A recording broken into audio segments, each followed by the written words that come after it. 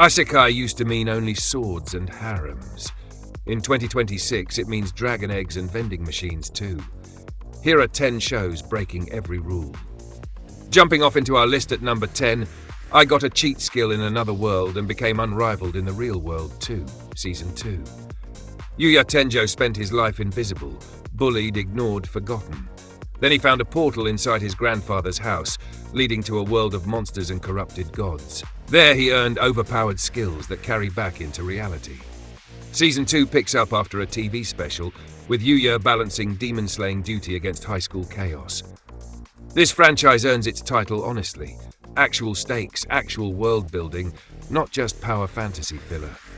Milipensi handles the action sequences with surprising weight for a show this breezy, and the dual-world structure keeps every single episode genuinely unpredictable. After a 4-year wait, Season 2 finally lets Yuya's quiet competence shine without rushing. Patient fans deserve this comeback. Climbing to number 9, Tensei Shitara Dragon no Tamago Data. Our hero wakes up trapped inside an eggshell, deep in a forest crawling with monsters and adventurers. No limbs, no magic, no combat ability, just the hope of hatching someday. To survive, he can only roll, hide, and slowly gain strength with each encounter, inching toward becoming the fearsome dragon he's destined to be.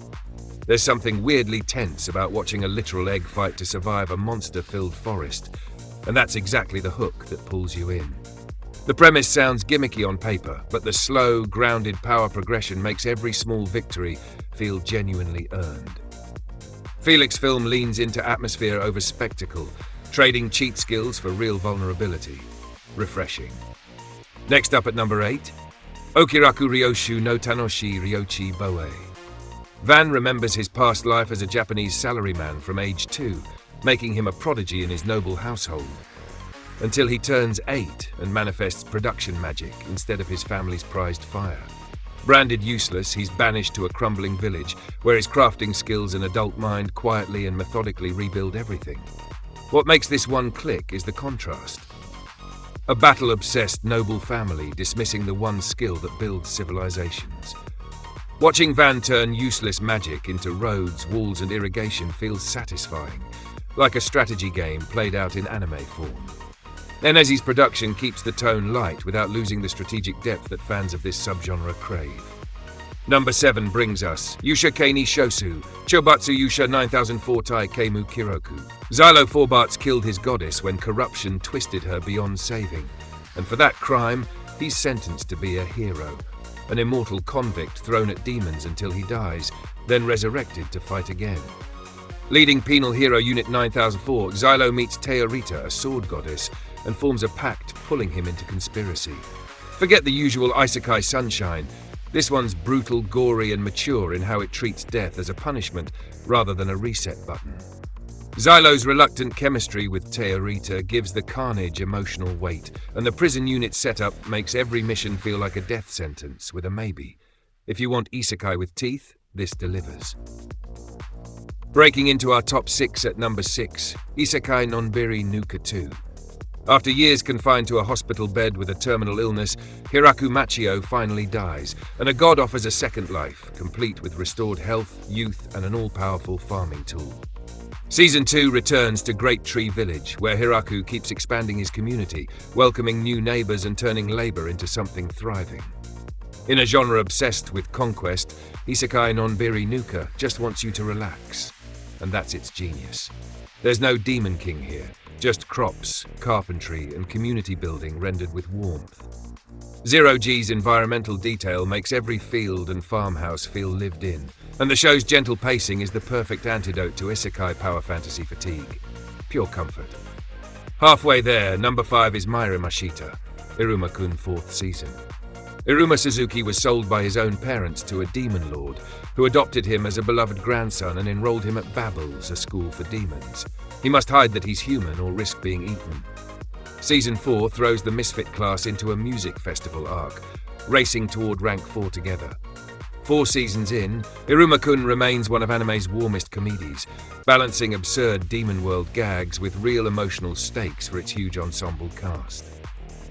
The music festival arc finally lets the whole Misfit class shine instead of just Iruma, And that ensemble warmth is exactly why this underrated show keeps quietly winning over new fans every single season. Cracking the top 4. Number 4 goes to the strongest job is apparently not a hero or a sage, but an appraiser, provisional. One moment, Hibiki Manabe is heading to class. The next, he's alone in unfamiliar grassland, chased by an unsettling monster. His only skill is appraisal, a non-combat ability everyone dismisses as useless. Elf adventurer Amalia teaches him the ropes before urgent business calls her home, leaving Hibiki to grow his power and find allies. Yes, the title is a mouthful, but the show wears its tongue-in-cheek premise proudly, leaning into the useless skill is secretly broken. Trope with self-aware humor. Studio Flad keeps the pacing brisk and the world-building light, making this an easy, breezy watch for anyone who wants comfort isekai without overthinking it. It knows exactly what it is. Into the top 3 at number 3, Jido Hanbaiki ni Umarekawata Ore wa Meikyu wo Samayu 3rd season. After dying in an accident, a vending machine fanatic gets reincarnated as a literal vending machine, stuck in a dungeon, unable to move or speak beyond preset phrases. Through ingenuity, Boxo befriends adventurer Lamis and starts helping however a vending machine can. Season 3 is the finale, a dungeon dive, betrayal, and the Netherlords rise. There's nothing like watching a vending machine become a compelling protagonist, and that's the trick this series keeps pulling off season after season. Being literally immobile forces creative storytelling instead of typical isekai combat, and that constraint makes every small victory feel clever. As the trilogy closes, it earns emotional weight nobody expected from a soda dispenser. So close to the top. Number 2 is Tensei Shitara Slime Data Ken 4th season. Satoru Mikami died suddenly and woke up as Rimuru Tempest, a slime who built a thriving nation from scratch. Season 4 finds Tempest pushing toward human-monster coexistence, while former hero Granbell Rosso and his granddaughter Maria Bell view Rimuru as a threat. Meanwhile, Demon Lord Leon schemes in El Dorado as a new hero stirs. Tensura earned legendary status by treating nation-building as seriously as battles, and Season 4's unprecedented 5-core run proves the studio isn't slowing down. 8-Bit's animation remains gorgeous. The political stakes feel personal with Granbell's vendetta, and Rimuru's slow evolution from salaryman to statesman is still the franchise's secret weapon. This show is isekai at its most ambitious. And finally, reigning supreme at number 1, my ridiculous reincarnation. Our nameless protagonist dies in spectacularly stupid fashion and meets an indifferent goddess who reincarnates the dead into whatever they want, except popular options like Demon Lord or Harem Hero carry 50,000-year waitlists. So he picks the loophole, becoming the rib of a Harem Hero's happy ending, then a hermit crab, then a vegetable. Don't let the ridiculous title fool you. This isn't lazy parody.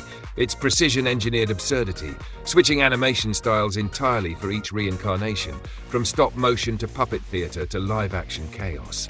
It mocks every isekai cliché while telling a genuinely strange story underneath the jokes. Kuzil.la and SOK clearly had an absolute blast making this. Bizarre, bold, and unforgettable. From dragon eggs to vending machines to a literal rib, 2026's isekai shows prove this genre still has surprises left.